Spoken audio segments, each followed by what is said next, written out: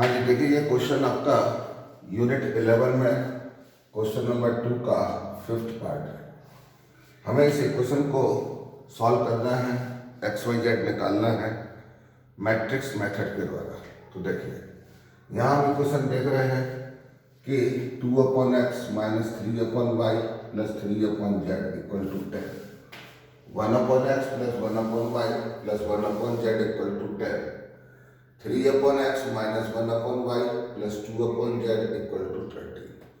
यहाँ हमको दिया गया है x y z not equal to 0। Okay, अब हमें इन इक्वेशंस को सॉल्व करके एक्स वाई जेड की वैल्यू फाइंड करना है, लेकिन मैट्रिक्स मेथड के द्वारा। तो अब आप ये देखिए, इस टाइप से जो इक्वेशन आपको दिया होगा तो पहले आपको क्या करना होगा, इसको एक प्रॉपर वे में लिख लें हम इक्वेशंस को। तो 1/x को हमने मान लिया u, 1/y को हमने v मान लिया, 1/z को हमने w मान लिया। ओके, अब इस इक्वेशंस को हम किस प्रकार से लिखेंगे, 2u minus 3v plus 3w equal to 10, equation 1। फिर u plus v plus w equal to 10 and 3u minus v plus 2w equal to 30। ये आपकी 3 इक्वेशन तैयार हो गई जो u v w में है। इस तरह के इक्वेशन हम लोगों ने एक्स वाई जेड के टर्म में जो दिया था उसे सॉल्व किया था इससे पहले। अब हमें ये उसी तरह से इन 3 इक्वेशंस को सॉल्व करेंगे और u v w निकालेंगे। इसके लिए आपको मैंने मेथड बताया हुआ था। सबसे पहले आपको मैट्रिक्स सपोज करना है ए मैट्रिक्स, इनके कोफिशिएंट्स का मैट्रिक्स आएगा 2 माइनस 3 3 1 1 1 3 माइनस 1 2। ओके, अब एक capital X equal to suppose करते हैं कॉलम मैट्रिक्स। यहाँ पे हम यू वी डब्ल्यू निकालेंगे और जब यू वी डब्ल्यू हमें मिल जाएगा तो यहाँ रख करके हम एक्स वाई जेड निकाल सकते हैं। तो यहाँ पे लिखेंगे यू वी डब्ल्यू, ठीक, क्योंकि इन 3 इक्वेशन में वेरिएबल क्या सपोज किया हम लोगों ने, यू वी डब्ल्यू। अब एक मैट्रिक्स मानेंगे हम, दूसरा कॉलम मैट्रिक्स बी क्या होगा, 10 10 30। अब आप देखिए इन तीनों इक्वेशंस को मैट्रिक्स के फॉर्म में हम कैसे लिख सकते हैं। तो equations can be written in matrix form. These equations can be written in matrix form by the help of A X B. कैसे लिखेंगे, A X equal to B. जब ए और एक्स का मल्टीप्लाई करेंगे तो आपको ये मिल जाएगा मैट्रिक्स इस तरह से, इक्वल टू बी। फिर कंपेयर करेंगे तो यही 3 इक्वेशन मिलेंगी आपको। मतलब इन इक्वेशंस को इन मैट्रिक्स की हेल्प से मैट्रिक्स के टर्म में इस प्रकार से लिख सकते हैं। अब आपको क्या करना होता है कि यहाँ पर A inverse pre multiplication bye, ये लिखना होगा स्टेप, आपको बोर्ड एग्जाम में मेंशन करना होगा, A inverse on both sides. दोनों साइड हम ए इनवर्स का मल्टीप्लाई करेंगे और यहाँ पर सबसे पहले ये देख लेना है कि हमारा ए इनवर्स एग्जिस्ट कर रहा है कि नहीं कर रहा है। तो यहाँ पे हम क्वेश्चन ही इस प्रकार से ले रहे हैं कि इसका जो डिटरमिनेंट है वो नॉन जीरो है, ये हमको पहले से ही पता है। जब हम से आगे हम कंसिस्टेंसी के बारे में पढ़ेंगे तो वहाँ हमको सबसे पहले मैट्रिक्स ए का डिटरमिनेंट चेक करना होता है। अब डिटरमिनेंट अगर जीरो आ जाता है तो आपको पता है कि ए इनवर्स एग्जिस्ट ही करेगा, तो उस सिचुएशन में हम ये काम नहीं करते हैं, वो आगे जाके हम सीखेंगे। अभी हम जानते हैं कि इस मैट्रिक्स का डिटरमिनेंट नॉन जीरो है, क्वेश्चन ये भी इस प्रकार से ले रहे हैं। तो देखिए ए इनवर्स का हमने मल्टीप्लाई किया तो A inverse into x equal to B, sorry A inverse B. अब इसे हम क्या लिख सकते हैं, A inverse into A, matrix multiplication associative law को सेटिस्फाई करता है, ये हम लोग पढ़ चुके हैं पीछे। ए इनवर्स इंटू ए आई हो जाएगा, और I into x equal to A inverse B, और ये आपका एक्स इक्वल टू क्या मिलेगा, ए इनवर्स बी। अब देखिए यहां पर हम लोग को पहले ए इनवर्स निकालना होगा। ए इनवर्स जब मिल जाएगा तो हम कैपिटल एक्स ये वैल्यू ए इनवर्स और बी की वैल्यू रखेंगे इसके अंदर। अब ए इनवर्स निकालने के लिए हमें क्या करना होगा, डिटर्मिनेंट ऑफ ए निकालना होगा। तो पहले आप क्या करेंगे कि ए इनवर्स का फॉर्मूला है determinant of A into adjoint of A. अब देखिए डिटर्मिनेंट ऑफ ए निकालना है, तो डिटर्मिनेंट ऑफ ए क्या मिलेगा हमको, 2 इंटू, अब 2 इंटू डिटर्मिनेंट सॉल्व करना बताया हुआ था आप लोग को, तो यहाँ कितना आ जाएगा 2 और -1 इज प्लस, तो 2 + 1, 3 2 जा 6, फिर -3 है तो +3 हो जाएगा इधर, रो कॉलम छुपाएंगे तो 2 बन जाए 2 -3, फिर +3, फिर क्या आएगा यहाँ पर, इसके रो को और कॉलम को छुपा दीजिए आप और इस डिटरमिनेंट को सॉल्व करिए। -1 -3, तो ये -1 -3, देखिए 2 और 1 3 हो गया, 3 2 जा 6, इधर -1 तो -3 हो जाएगा, -4 3 जा 12, तो आप ये देखिए कितना आ गया, 6 -3 3 3 -12 -9, तो डिटरमिनेंट ए आपको क्या मिला, -9। अब आपको एडजॉइंट निकालना है।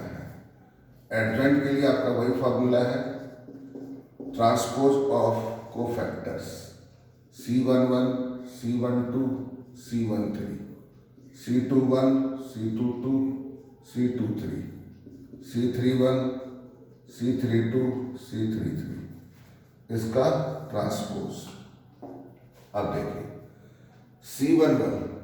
C11 this is the cofactor of element of first row first column, तो इसे निकालने का फॉर्मूला आपका -1 × 2 M11 +1 M11 कैसे निकालेंगे आप, देखिए M11 क्या है, minor of element of first row first column, तो इस डिटरमिनेंट को आप सॉल्व करिए, 2 बन जाए 2 2 -1 3 आ गया आपका। अब C12 निकाला हमने, -1 × 3 M12, तो -1 M12 minor of element of first row second column, तो कितना हो जाएगा 2 -3, तो 2 -3 -1 × -1 +1।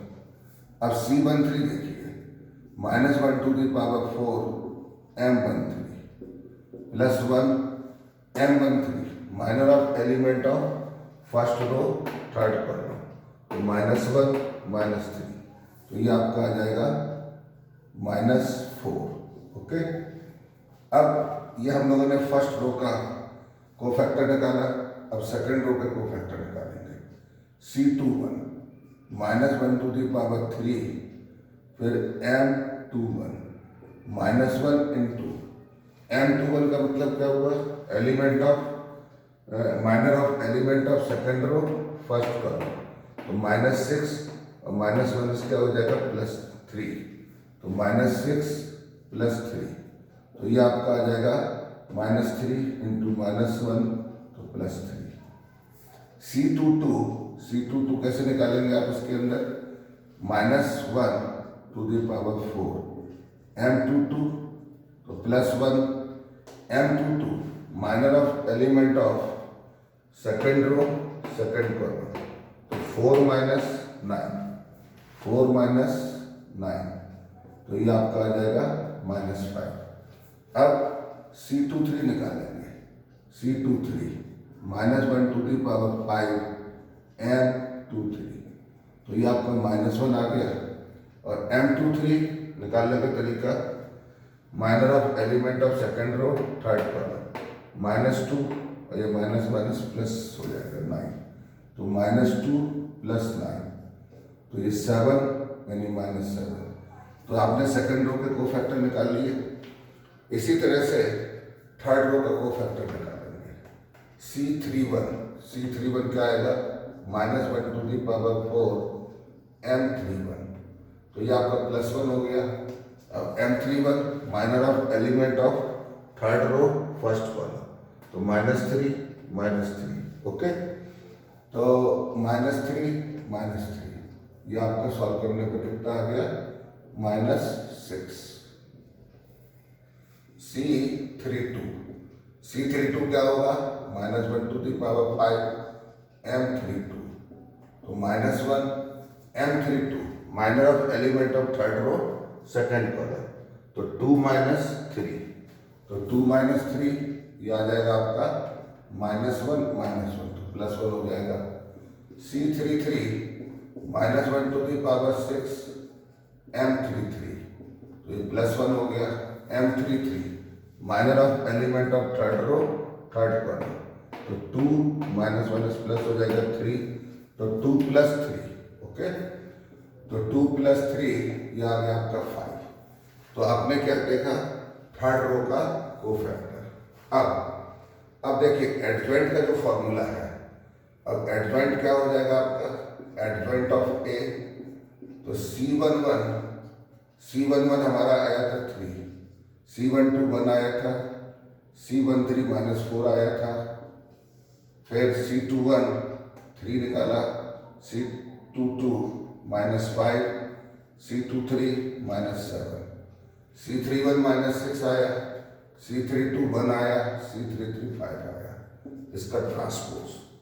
तो एडजॉइंट हमें इसका ट्रांसपोज निकालने मिल जाएगा, तो मैं सीधा A इनवर्स लिख लेता हूँ, therefore A inverse equal to 1/, determinant of A कितना मिला था, -9।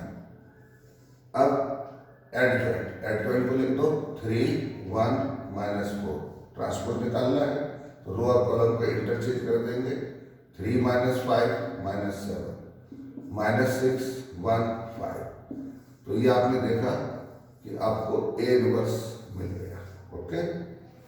अब A इनवर्स निकालने के बाद हम इसको क्वेश्चन नंबर आप चाहें तो 4 दे दीजिएगा।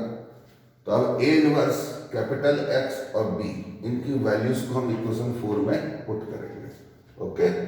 तो देखिए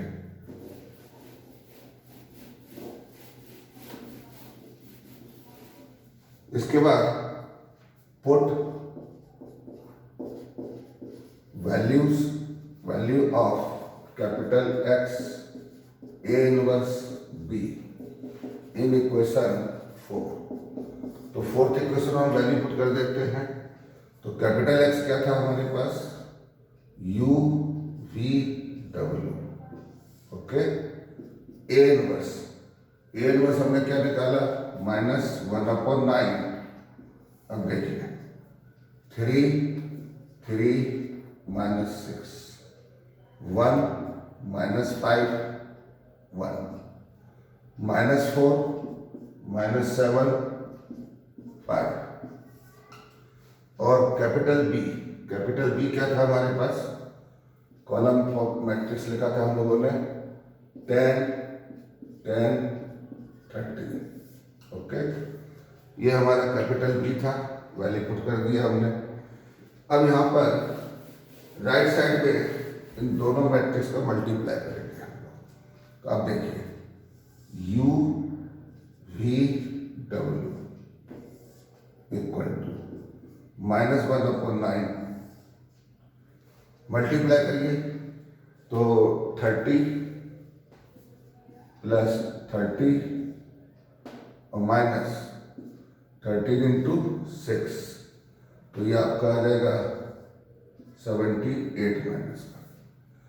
अब ये कॉलम आपका फिनिश हो गया, फर्स्ट एक ही कॉलम था, बंद करिए इसको।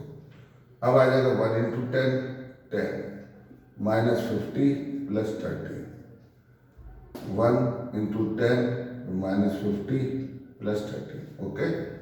अब थर्ड रो का मल्टीप्लाई करिए तो ये आ जाएगा आपका -40 -70 और +13 × 5 65। अब इसको सिंप्लीफाई कर लो तो यहाँ पे देखते हैं हम क्या मिलता है हमको। यू वी डब्ल्यू इक्वल टू -1/9। देखिए ये 60 में से 78 चला गया, -80। इधर आपका -40 हो गया, -40 जो है +30, तो -40 +30, ठीक है। इसको कितना आ जाएगा आपका 27, तो माइनस का 27, ओके। और यहाँ पर ये आपका आ गया -40 और इधर 65, तो इधर आपका आ जाएगा -25। 25 में से 70 चला गया, तो आपका आ जाएगा 70 25, तो आपका ये आ जाएगा 4, तो माइनस का 45, ओके। अब आप देखिए इसे सॉल्व करेंगे, u v w -9 का डिवाइड कर दीजिए, तो ये आपका आ जाएगा 2 3 5, ओके। तो हमने क्या देखा, u की वैल्यू आपको क्या मिल गई 2, तो u equal to 2, v equal to 3 और w इक्वल टू 5। अब हमको तो एक्स वाई जेड चाहिए था, हमें क्या चाहिए था एक्स वाई जेड, तो इन यू वी डब्ल्यू की वैल्यूज को हम यहाँ पे रखेंगे, तो उससे हमको एक्स वाई जेड मिल जाएगा, ओके। अब जैसे यू की जगह हमने 2 रखा, तो 1/x इक्वल टू क्या हुआ 2, तो यहाँ से x कितना मिल गया हमको 1/2। अब v की जगह हमने 3 रखा, तो 1/y इक्वल टू 3, तो y की वैल्यू कितनी आ गई 1/3। फिर हमने w की जगह 5 रखा, तो 1/z इक्वल टू 5, तो z इक्वल टू कितना मिल गया 1/5। अब देखिए ये क्वेश्चन जब एग्जाम में पूछा जाता है तो 6 मार्क्स में आता है, तो इतनी कैलकुलेशन तो बनती है, ठीक है। तो इस तरह से हम लोगों ने एक्स वाई जेड की वैल्यू निकाला, ओके। चलिए।